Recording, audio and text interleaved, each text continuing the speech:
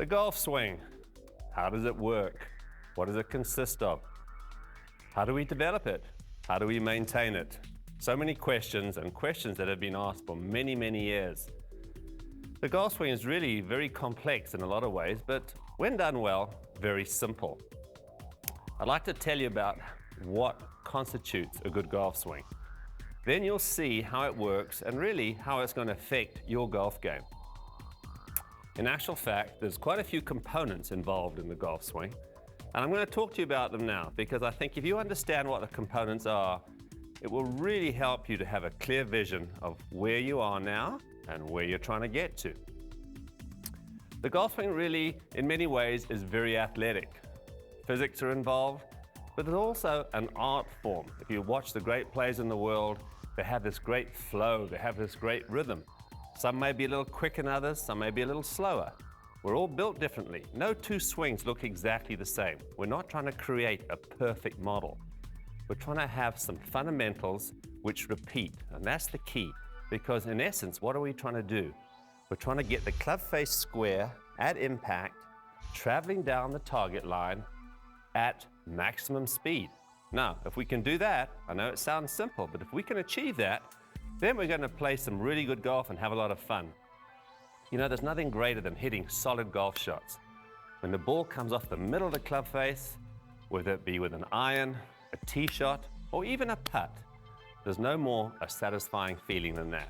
And that's what golf's all about. Yes, we have to learn to score, no question. The short game plays a vital role in this game. Thinking about the game plays a vital role.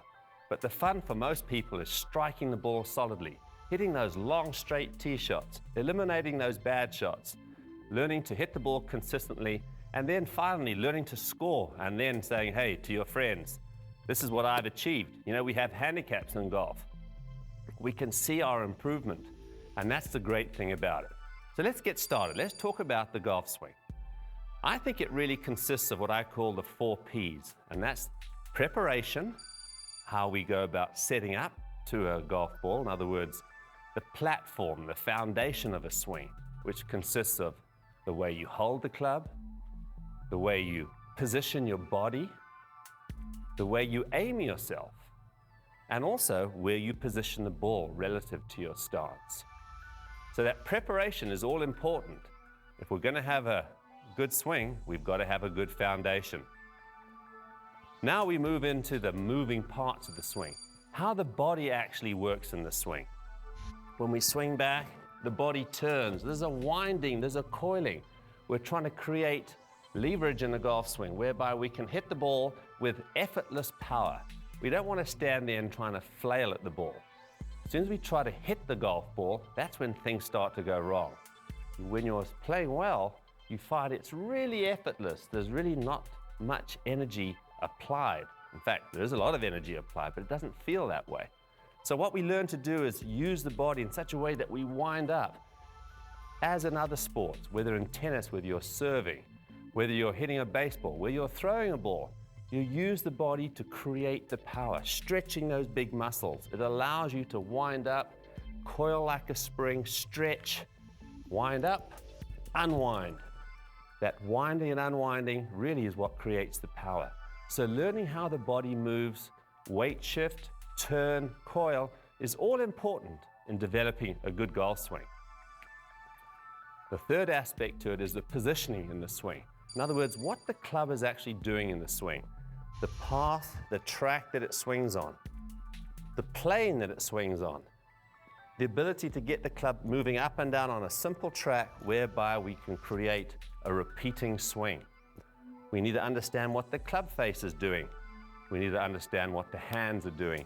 We need to understand how the power is generated from the body and passes through the arms and hands into the club. We talk about the certain positions in the swing which are really important, and certainly to start the swing, how we get the club actually moving on track, and then hopefully that club staying on track throughout the whole swing.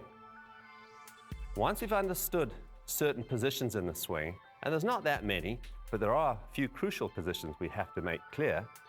Once we've got that picture and we combine the movement of the club with the movement of the body, That's really what the golf swing is all about. The final P really is putting it all together. How you blend the swing together, how you do it with rhythm, with flow, with tempo, with good balance, good timing, allowing yourself to repeat a swing on a regular basis. If you can learn to develop that swing on a regular basis, when you go out and play, you're going to play consistent golf. And this is what everybody's looking for, consistency. We can all go out and play well one day, but the next day we seem to lose it. And that's the nature of the game. But within reason, if you understand your swing, put a little practice in, check it periodically with this David Ledbetter interactive video, you're going to see how this will really take place. You're going to develop a golf game which will allow you to play your best golf and to reach your full potential. In fact, you're going to have a lot of fun. Golf is very rewarding when you work on the right things. So let's get started.